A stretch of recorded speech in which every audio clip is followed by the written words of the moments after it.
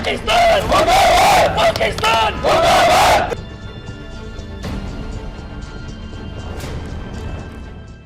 पाकिस्तान पोषित आतंकी संगठन टीआरएफ ने जम्मू कश्मीर के पहलगाम क्षेत्र में हुए आतंकी हमले की जिम्मेदारी ली है, जिसमें 28 लोग मारे गए हैं, 20 लोग घायल हो गए। 2019 में 370 हटने के बाद से घाटी में बढ़ रहे पर्यटकों की भीड़ के बीच अचानक यह आतंकी हमला न सिर्फ पर्यटकों के बल्कि घाटी में रह रहे स्थानीय लोगों के भविष्य के लिए भी सही नहीं है। बता दें कि यह वह समय है जब जम्मू कश्मीर में आम तौर पर पर्यटकों की संख्या में बढ़ोतरी होती है और कुछ ही हफ्ते में अमरनाथ की यात्रा भी शुरू होने वाली है। ऐसे में इस हमले ने पूरे इलाके में सनसनी फैला दी है।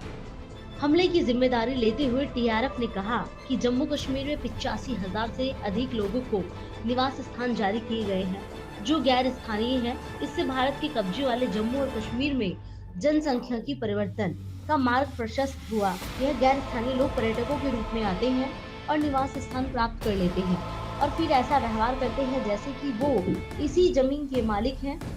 नतीजन हिंसा उन लोगों को निर्देश देने के लिए है जो अवैध रूप से बसने का प्रयास कर रहे हैं। खुफिया आकलन के अनुसार लश्कर की शीर्ष कमांडर सैफुल्ला कसूरी उर्फ खालिद पर साजिश रचने वालों में से एक होने का संदेह है। सूत्रों ने कहा कि रावलकोट स्थित लश्कर के 2 कमांडरों की भूमिका, जिनमें से एक अबू मूसा है, उसकी भी जांच की जा रही है। सैफुल्ला कसूरी खालिद को लश्कर के लिए उसकी ओर से काम करने के लिए नामित किया गया था।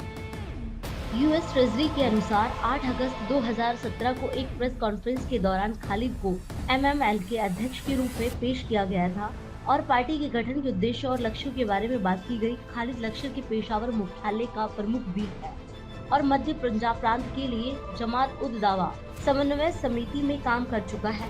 अप्रैल 2016 में ईओ 13224 के अनुसार राज्य विभाग द्वारा जेयूडी को लश्कर के उपनाम के रूप में नामित किया गया था और दिसंबर 2008 में लश्कर के उपनाम के रूप में संयुक्त राष्ट्र प्रतिबंध सूची में जोड़ा गया था। द रेजिस्टेंस फ्रंट का एक नया लेकिन घातक आतंकवादी संगठन है जो अगस्त 2019 में अनुच्छेद 370 के निरस्त होने के बाद उभरा है। 2019 में स्थापित टीआरएफ ने 26 नवंबर के मुंबई हमले सहित कई आतंकवादी घटनाओं को अंजाम दिया।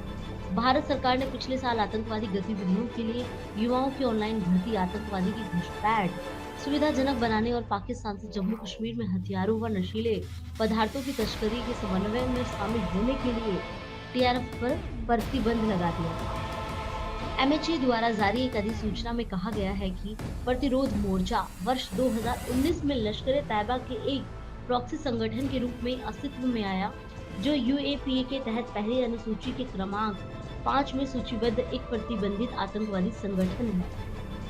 संगठन के कमांडर शेख सज्जाद गुल को गैर कानूनी गतिविधि रोकथाम अधिनियम 1967 के तहत आतंकवादी के रूप में पहचान किया गया। टीआरएफ ने जम्मू कश्मीर के नागरिकों को, सुरक्षा कर्मियों और राजनेताओं पर कई हमले किए। खुफिया रिपोर्टों से संकेत मिलता है कि पाकिस्तानी सरकारी संस्थाएं, विशेषकर इंटर सर्विसेज इंटेलिजेंस, क्षेत्रीय अस्थिरता बनाए रखने के लिए टीआरएफ को समर्थन प्रदान करती है। टीआरएफ ने हर कहानी और दुष्प्रचार का उद्देश्य कश्मीर में भारत के साथ एकीकरण की पहल को बाधित करना है। ओआरएफ के अनुसार अपने हालिया हमलों के बाद टीआरएफ ने एक रणनीति नोट जारी किया, जिसमें गैर स्थानीय व्यावसायिक उपक्रमों को लक्षित करने और रोकने तथा बाहरी लोगों को निवास प्रमाण पत्र जारी करने का विरोध करना अपना इरादा बताया है। इससे पहले 30 मई 2019 को टीआरएफ ने घोषणा की थी कि हम खुले तौर पर घोषणा करते हैं कि कोई भी भारतीय जो जम्मू कश्मीर में बसने के इरादे से आता है, उसे नागरिक नहीं बल्कि आरएसएस का एजेंट माना जाएगा और उसके साथ उचित तरीके से निपटा जाएगा। टीआरएफ अपने अलगाववादी उद्देश्यों को बनाए रखते हुए कश्मीर के विकास का विरोध करने के लिए एक केंद्रित एजेंडा रखता है।